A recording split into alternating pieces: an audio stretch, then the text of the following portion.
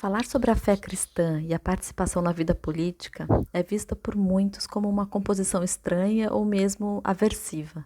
Isso, infelizmente, porque as instituições religiosas ligadas ao cristianismo historicamente adotaram posturas ou visões que fizeram com que hoje, de fato, pareça inadequado ou mesmo indesejado a articulação da fé e a participação política.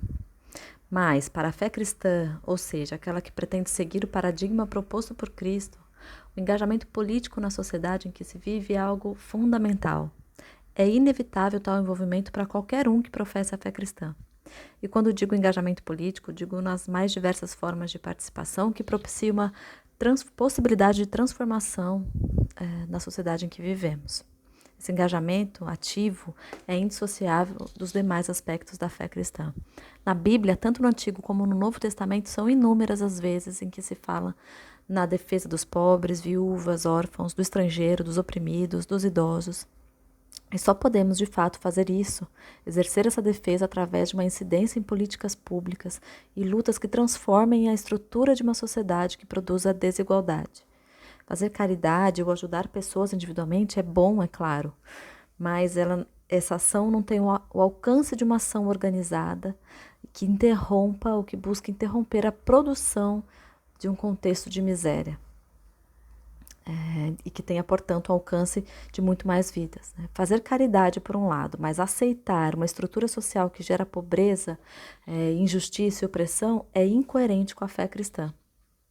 E, infelizmente, ao longo da história de uma fé institucionalizada nas mais diferentes vertentes dominantes do cristianismo, o discurso teológico se voltou principalmente para uma fé privatista, individualista, com ênfase nos pecados morais da vida privada e não da vida em sociedade. E essa ênfase não condiz com a proposta bíblica, nem no Novo nem no Antigo Testamento. A ênfase do religioso na esfera da vida privada nunca foi a ênfase do Evangelho. Vivemos, então, o resultado de séculos de um desvio de foco, de uma realidade em que o crente, aquele que crê, se volta para si mesmo, gastando energia apenas em se enquadrar num controle dos aspectos de sua vida privada em prol de uma salvação no porvir. A fé cristã, como encontramos na Bíblia, não podia estar mais distante do que dessa descrição que eu acabei de fazer. Nossa fé sim nos remete ao transcendente, a uma salvação para além desse mundo. Isso é inegável. Mas o aspecto revolucionário da fé cristã, do Cristo, é que ele nos remete, ao mesmo tempo em que ele oferece esse horizonte ampliado, ele também nos coloca enraizado neste mundo em que vivemos, com a responsabilidade de fazer refletir aqui e agora os ideais do que Jesus se refere como sendo o reino de Deus e sua justiça. E eu uso aqui uma definição linda do pastor teólogo Ariovaldo Ramos, que sintetiza esse conceito da seguinte forma: o reino de Deus é a possibilidade de que todos desfrutem igualmente de tudo aquilo que Deus é e tudo aquilo que Deus doa.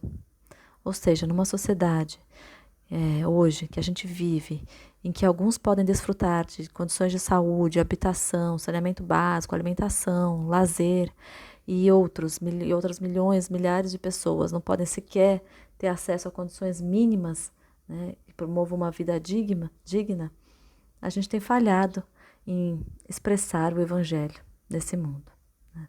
Quando Jesus nos chama para ser sal da terra e luz do mundo, por exemplo, esse chamamento não é um chamamento para o conformismo ou o fechamento em torno da sua vida privada e da sua instituição religiosa ou do seu grupo mais próximo de amigos e familiares.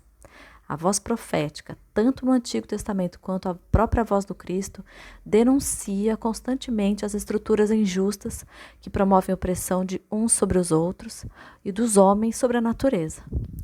Não é à toa que tantos profetas como Cristo foram perseguidos. Cristo foi perseguido e morto pelas autoridades políticas e religiosas de seu tempo, porque ele colocou em xeque a estrutura social que produzia a opressão. Então, se nós, que dizemos seguir a Cristo, não fizermos o mesmo, questionar as estruturas e nos engajarmos na transformação dela, não estaremos realmente seguindo a Cristo.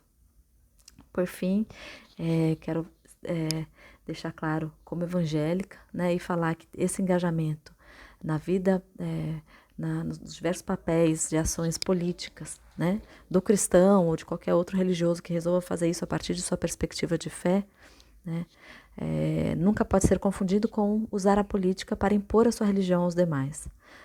Lembrando aqui que os evangélicos no Brasil tiveram um papel extremamente importante e ativo na luta pela constituição de um Estado laico, ou seja, a garantia de direito, né, para aqueles que querem exercer a sua fé e as suas práticas de fé sem a imposição ou a interferência do Estado. Se isso vale para mim, tem que valer para todos os outros, para todas as outras matrizes de fé.